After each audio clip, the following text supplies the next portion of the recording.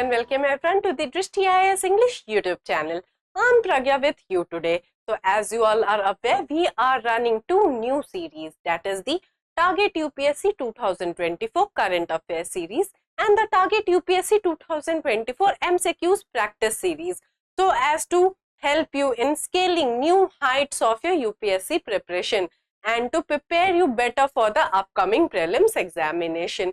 So, in the previous session, we were discussing the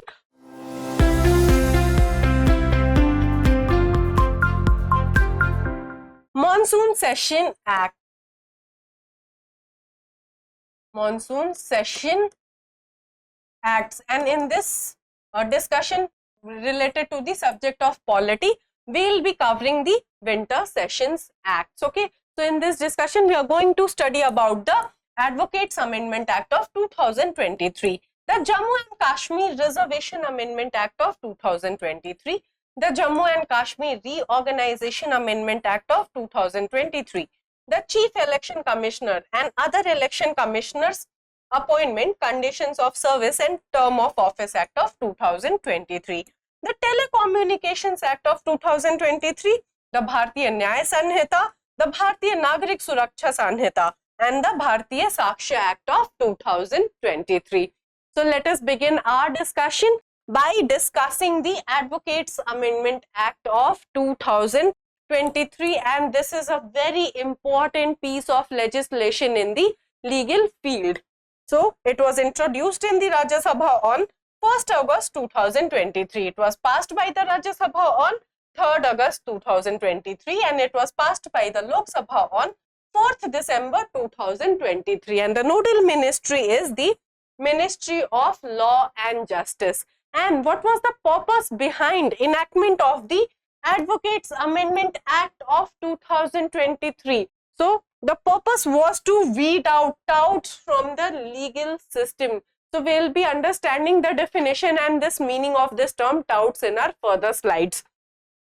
So apart from weeding out touts from the legal system, the Act has also repealed the Legal Practitioners Act of 1879 and has amended the Advocates Act of 1961, which is an important legislation governing the legal practice in India after independence, to reduce the number of all superfluous enactments in the statute book and to repeal all of the obsolete laws. So this was a very important step taken by the central government, because there is a maxim in law which states that ignorantia juris non excusat. So what is the meaning of this maxim, ignorantia juris non excusat? This means that ignorance of law cannot be an excuse. You cannot go to the courts in India and say that I was not aware about this law, and that is why this is a very significant step taken by the by the central government, that it has omitted all of the obsolete laws. So now the citizens won't be harassed under the provisions of those obsolete laws which were there since the colonial times. Moving forward, let us analyze the key features of the Advocates Amendment Act of 2023. So the Act allows high courts, district judges, session judges, district magistrates and revenue officers to create and publish lists of touts. So let me explain you in very simple terms. Who are these touts? So these touts are not related to the legal field. They are not related to anywhere related to the legal field. In fact, they are the middlemen hired by the advocates to fetch them clients. Okay, so whenever you will visit a lower court, you will see various persons running to you. Madam affidavit, madam notary, madam this advocate is good at that, you have a perfect case for this advocate. So what is all of this? These are persons, middlemen, who act as a felicitator between clients and the advocates, and they are specifically hired by the advocates to enhance their legal practice, and they charge a certain fee from those advocates.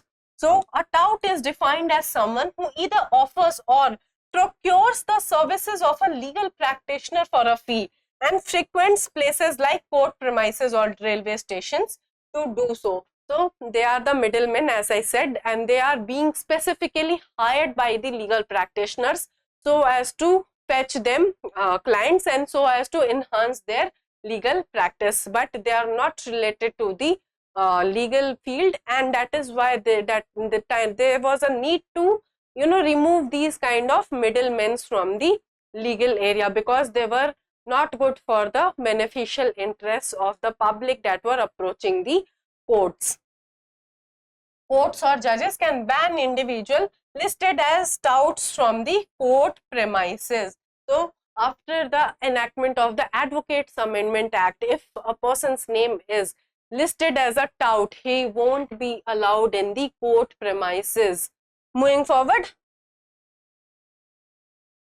authorities can order subordinate courts to investigate individuals suspected of being touts, and those proven to be touts may have their names added to the list. But as we follow the principles of natural justice, no one can be added to the tout list without being given a chance to contest their inclusion, and this is referred to as audi altrum partem. Audi altrum partem. That means no one can be convicted unheard. You will have to hear both of the sides before convicting a person, and this is the principles of natural justice we follow in our justice delivery system.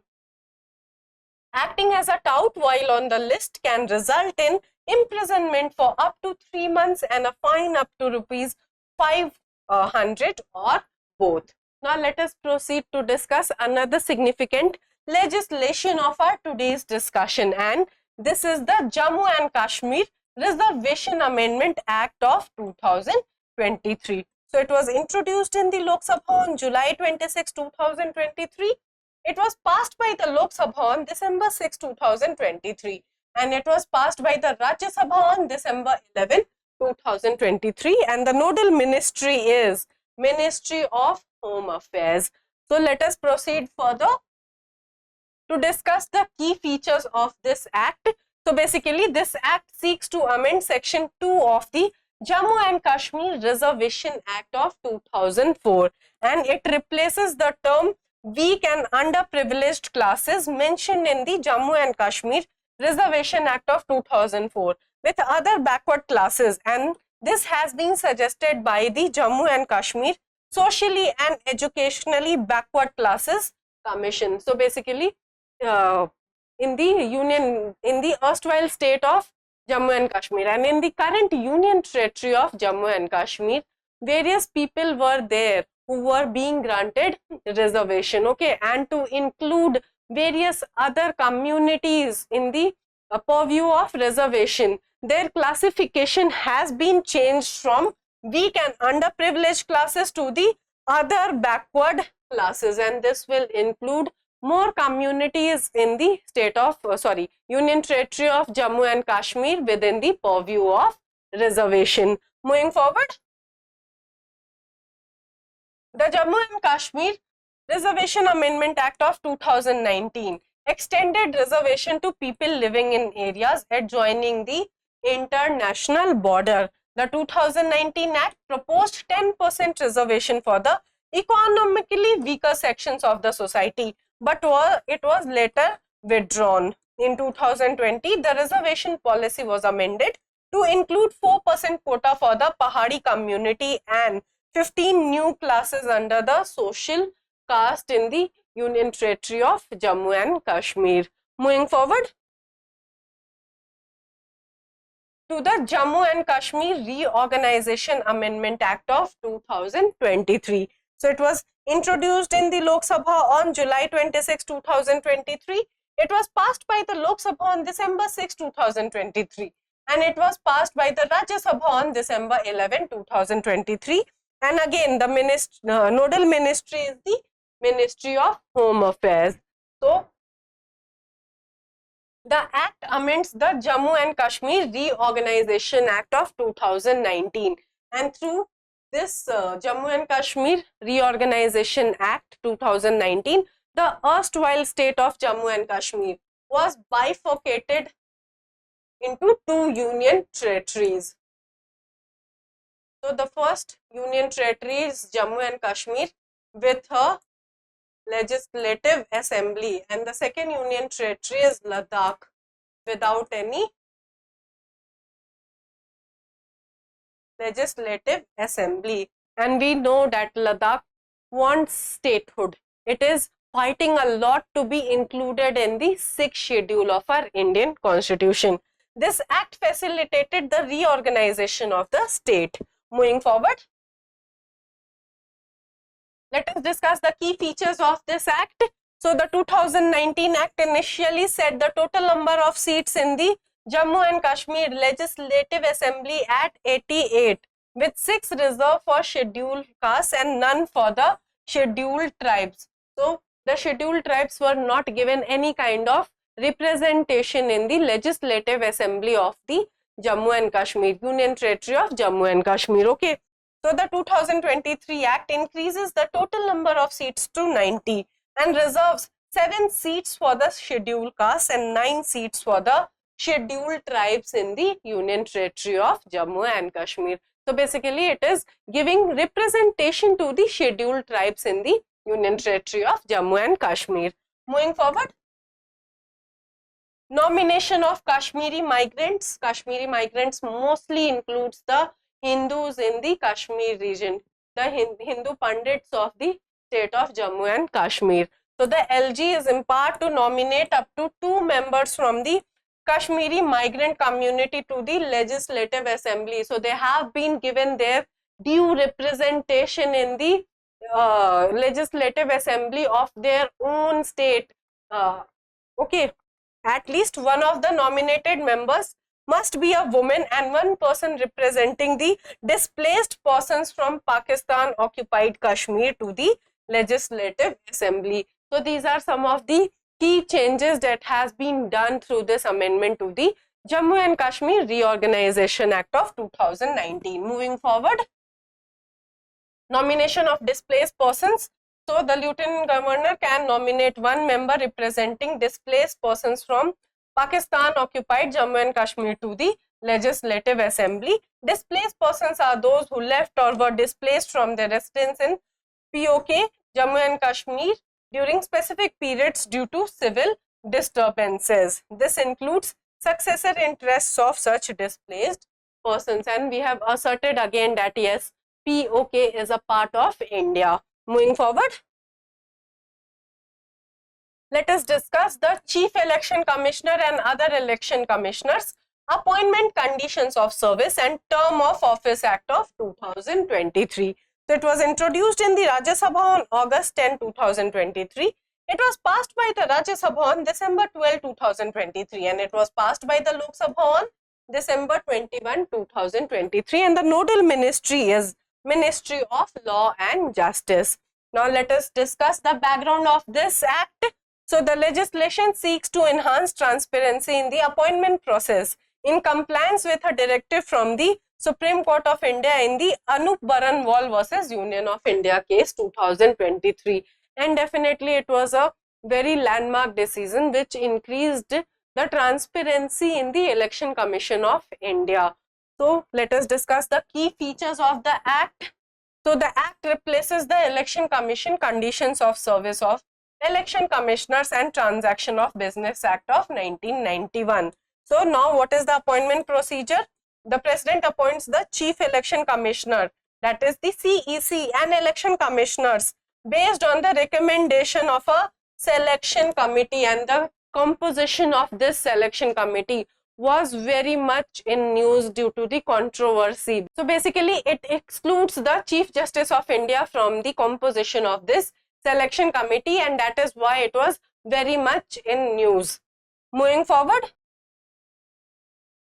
as I said, now the selection committee comprises of the Prime Minister, Union Cabinet Minister, and the leader of the opposition or the leader of the largest opposition party in the Lok Sabha. The Supreme Court has suggested that Prime Minister, CJI, and leader of opposition should be the part of the selection committee that was responsible for selecting the Chief Election Commissioner and other election commissioners. The recommendations of the selection committee remain valid even in the event of a vacancy in the selection committee. Moving forward, a search committee led by the cabinet secretary proposes a panel of names to the selection committee, and eligibility criteria include holding or having held a position equivalent to the secretary to the central government. Moving forward,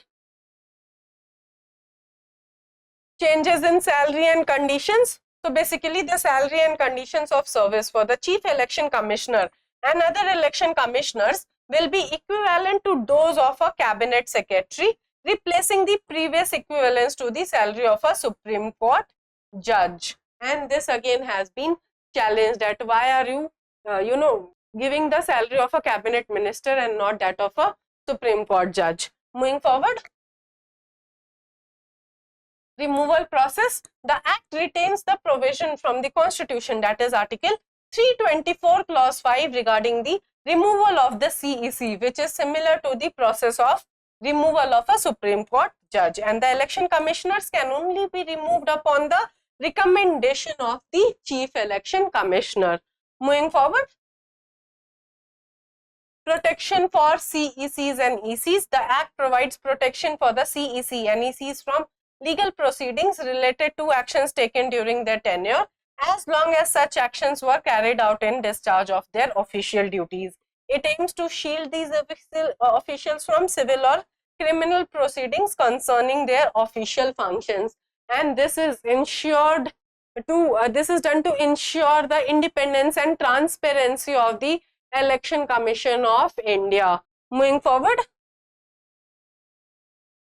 let us discuss the Telecommunications Act of 2023, and this act has changed the entire face of telecommunications in India. So it was introduced in the Lok Sabha on December 18, 2023.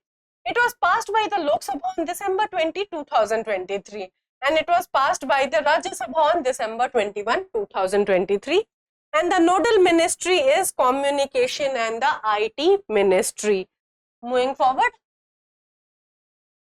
the Telecommunications Bill was introduced in the Lok Sabha, aiming to revoke the Indian Telegraph Act of 1885.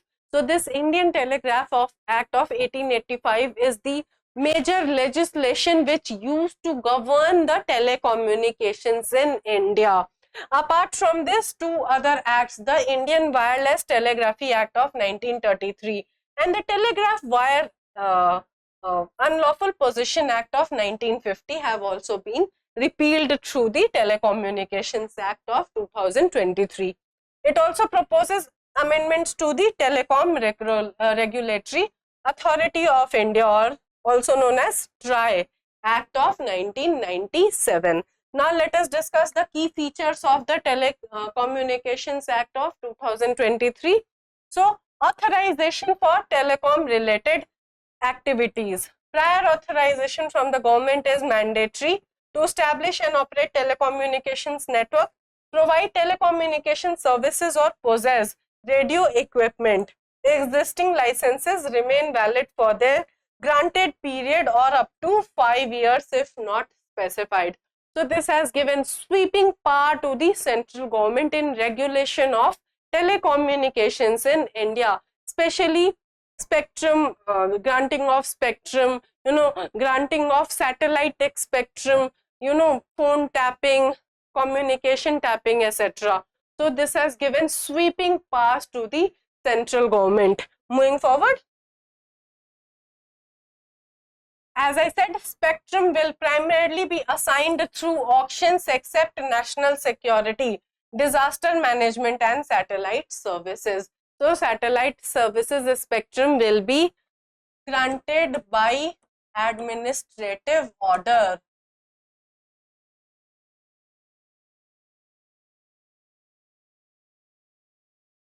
And who gets the power to pass all of these administrative orders?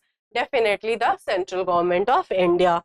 Telecommunication interception is permitted on specified grounds such as state security, public order, or crime prevention. That means the government can have surveillance on your phones. So surveillance is allowed.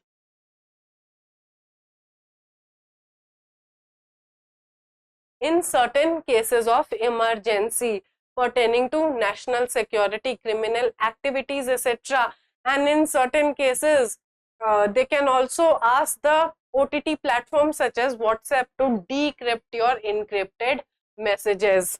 Moving forward,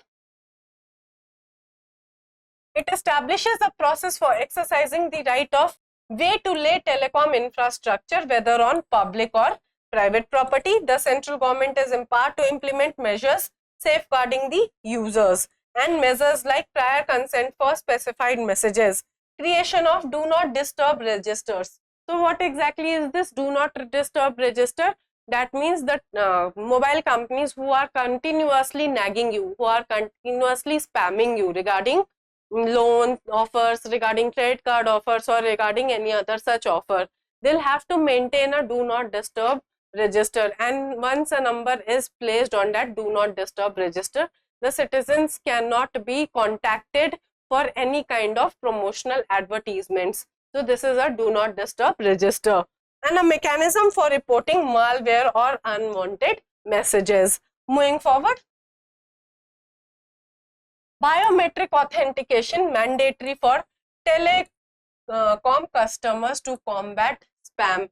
And this is being argued by the activists that it is a clear-cut violation of Article 19, that is right to privacy, because biometrics have the potential to be misused. Then it retains Universal Service Obligation Fund, and this has been renamed as Digital Bharat Nidhi for providing telecom services in the undeserved areas and allows its use for research and development. OTT services has been removed from the definition of telecom services, shifting regulation to the Ministry of Electronics and IT under Potential Digital India Act. Apart from this, there is a fine if you have 9+ SIM cards on the same Aadhaar number. So yes, the Telecommunication Bill of 2023 gives sweeping powers to the government in case of, accessing your biometrics, accessing your personal data, phone tapping, because intervention is allowed in the case of national security, etc. The internet communication can also be disrupted if there are riots, so all of this is allowed under the Telecommunication Act of 2023, and that is why this act is being criticized by the activists. Moving forward, let us discuss the Bharatiya Nyaya Sanhita 2023. So it was introduced in the Lok Sabha on December 12, 2023. It was passed in the Lok Sabha on December 20, 2023, and it was passed in the Rajya Sabha on December 21, 2023. And the nodal ministry is Ministry of Home Affairs. Moving forward, let us discuss the key features of the Bharatiya Nyaya Sanhita. So this Bharatiya Nyaya Sanhita or the BNS has replaced the Indian Penal Code. The legislation also incorporates organized crime as a crime, encompassing activities like kidnapping, extortion and cyber crimes carried out on behalf of criminal syndicates. Moving forward, sedition is no longer considered as an offense, replaced by a new offense targeting actions that endanger the sovereignty, unity and integrity of India. So sedition, abolishment of sedition was in before the Honorable Supreme Court of India, and it was very much in news because the activists were arguing that you cannot punish anyone for sedition in independent India, and it was a very draconian law. So the offense of sedition has been removed, but yes, the revamped version of sedition has been introduced in the BNS, and additionally it also introduces terrorism as a punishable offense, defined as acts intending to threaten the country, unity, integrity, security or economic stability, or to incite fear among the populace. So revamped version of sedition. Terrorism has been defined as a offense under the newly introduced Bharatiya Nyaya Sanhita. Moving forward, punishment for terrorism includes death or life imprisonment for resulting in death or imprisonment between 5 years and life for other cases. And organized crimes includes offenses like kidnapping, extortion, contract killing, land grabbing, financial scams and cyber crime. Punishment for attempting or committing organized crime includes death or life imprisonment and hefty fines. So these are the highlights of the Bharatiya Nyaya Sanhita. Terrorism, organized crimes, now these are specific offenses. Moving forward, mob lynching. It adds murder or grievous hurt by 5 or more people based on race, caste, sex, language or personal belief as an offense. Punishment includes LI or death. Supreme Court rulings, it conforms to the Supreme Court decisions by omitting adultery as an offense and adding life imprisonment as a penalty for murder or attempted murder by a life convict alongside the death penalty. So basically, it has removed adultery as an offense. Adultery was decriminalized by the Honorable Supreme Court of India in the Joseph Shine versus Union of India case. And it has also removed section 301 that was struck down by the Honorable Supreme Court of India in the case of Mithu versus State of Punjab.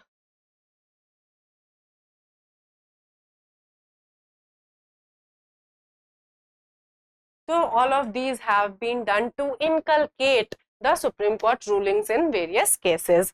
Moving forward, let us discuss the Bharatiya Nagarik Suraksha Sanhita of 2023. So it was introduced by the Lok Sabha on December 12, 2023. It was passed by the Lok Sabha on December 20, 2023 and it was passed by the Rajya Sabha on December 21, 2023. And the nodal ministry is Ministry of Home Affairs. So the Bharatiya Nyaya Suraksha Sanhita replaces the Criminal Procedure Code of 1973. The CRPC provides for the procedure of arrest, prosecution and bail. CRPC categorizes offences into cognizable and non-cognizable offences. So what are these cognizable offences? Cognizable offences are those offences in which a police officer has a right to arrest you without warrant, okay? But in a non-cognizable offense, he will to obtain a permission from the magistrate before arresting you. So basically, CRPC lays down procedure for investigation, inquiry and trial. And now all of these procedures of investigation, inquiry and trial will be governed by the Bharatiya Nagarik Suraksha Sanhita. Okay, cognizable offences allow police officer to arrest without warrant, as I explained. In the non-cognizable offences, you definitely require the prior permission of a magistrate. Moving forward, let us discuss the key features. So it specifies that certain provisions regarding release on personal bond do not apply to offences punishable by life imprisonment on when proceedings are pending against an individual in multiple offences. So this is talking about securing bail on personal bond.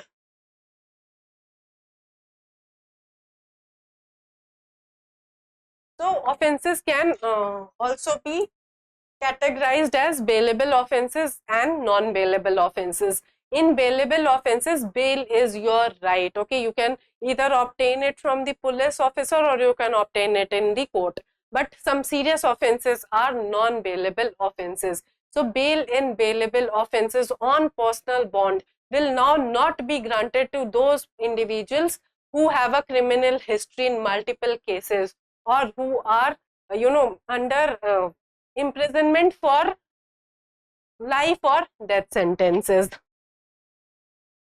Any police officer, not just a sub-inspector level officer, can now request a medical examination of the accused expanding the scope of who can initiate such procedures. Moving forward, it mandates forensic investigation for offences punishable with at least 7 years of imprisonment, requiring forensic experts to collect evidence at crime scenes and document the process electronically. Very important provision, because most of the evidences are lost at the crime site due to the lack of forensic knowledge. Evidence could not be connected, and hence the accused persons are able to prove their innocence in the court of law due to lack of evidence. And now, after the Bharatiya Suraksha Sanhita, forensic investigation will be compulsory for certain offences, and it has to be videographed. In the absence of forensic facilities in a state, facilities from another state must be utilized. Moving forward, it broadens the powers of magistrates to order the collection of specimen signatures, handwriting, finger impressions, and voice samples from individuals who have not been arrested.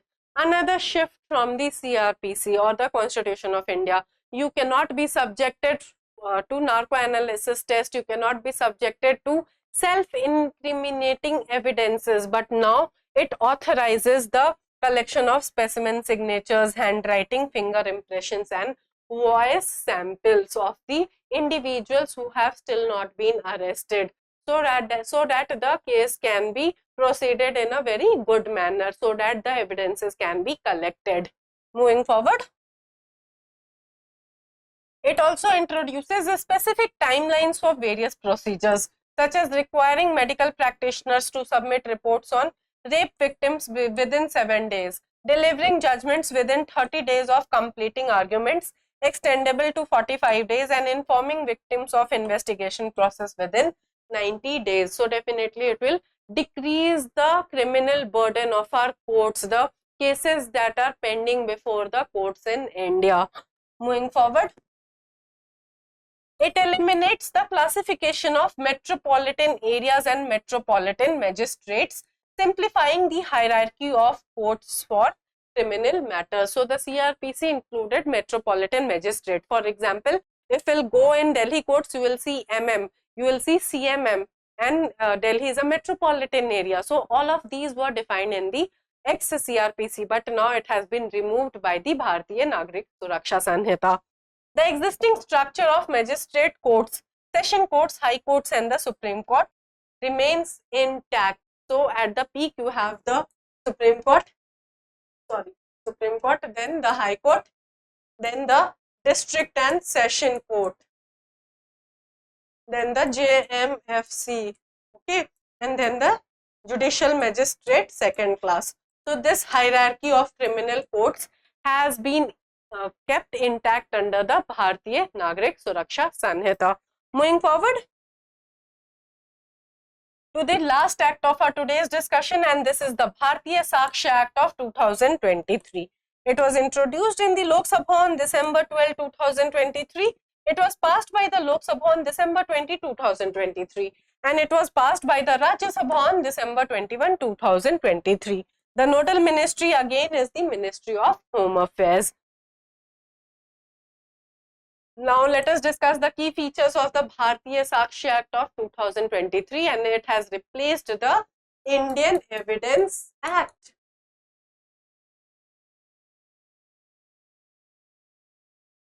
Of 1872. So basically the Indian Evidence Act deals with what to prove, how to prove, and by whom will it be proved.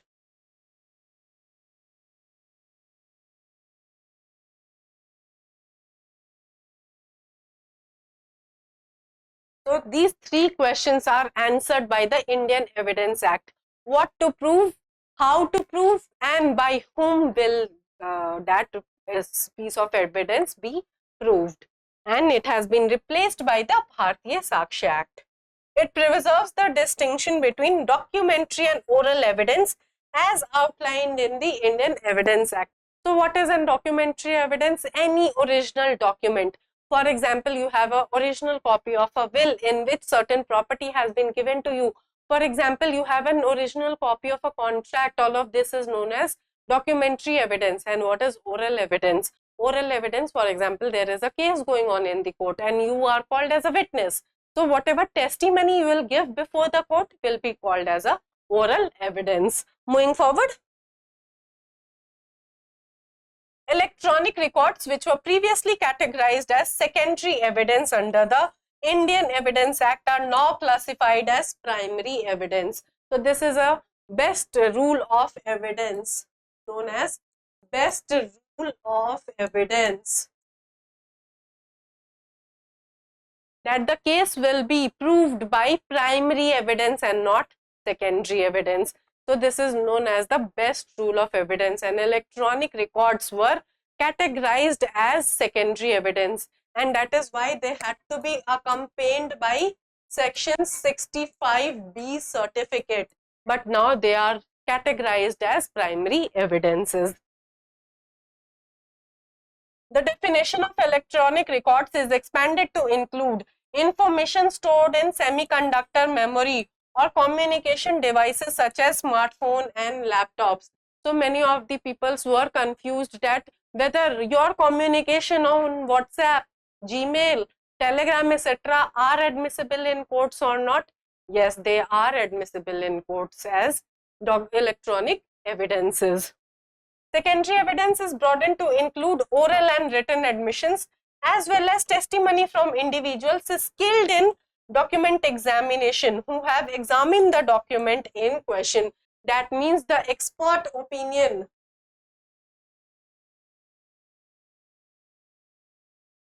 will now be valid. Experts can include handwriting experts, speech experts, experts of other scientific things. So all of these expert opinions will now be.